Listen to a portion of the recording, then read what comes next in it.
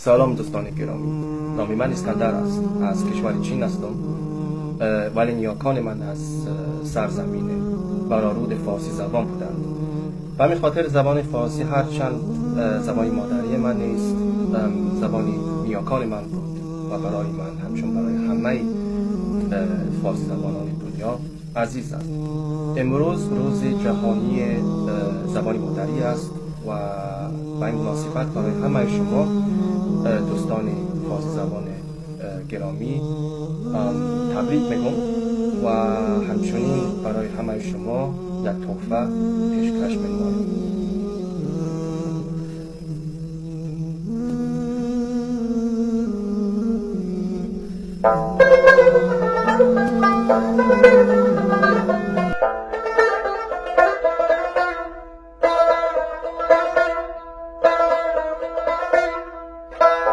بوی جوی مولیان آید همه آید همه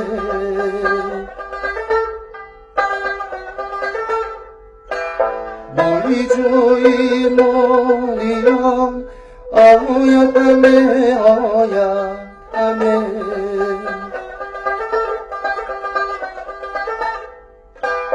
یادی یاری مهربان آید همه آید همه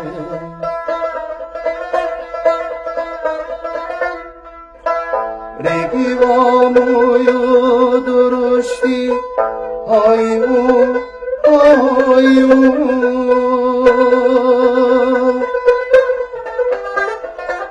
ریگی و مویو درشتی آیو آیو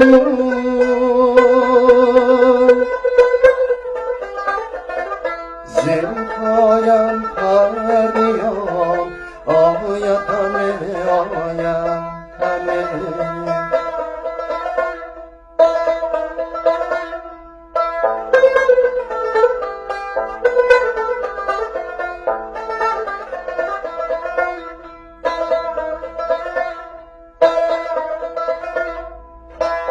آبی جیبون از نشاطی روی دوست روی دوست آبی جیبون از نشاطی روی دوست ای روی دوست خیلی ما را تا میان آید همه آید همه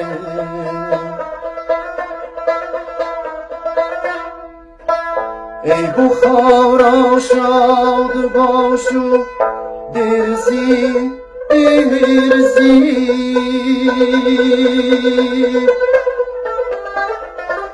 ای بخارا شاد باشو درزی ای درزی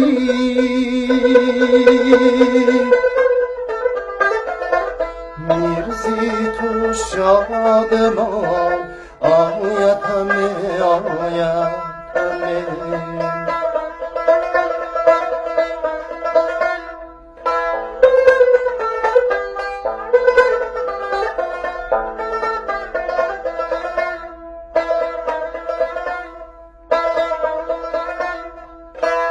بوی جوی موریان آید همه آید همه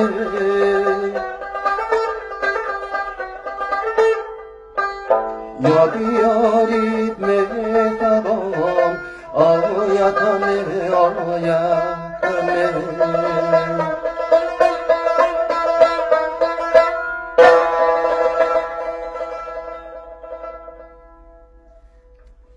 تشکر زیاد. سلامت باشید.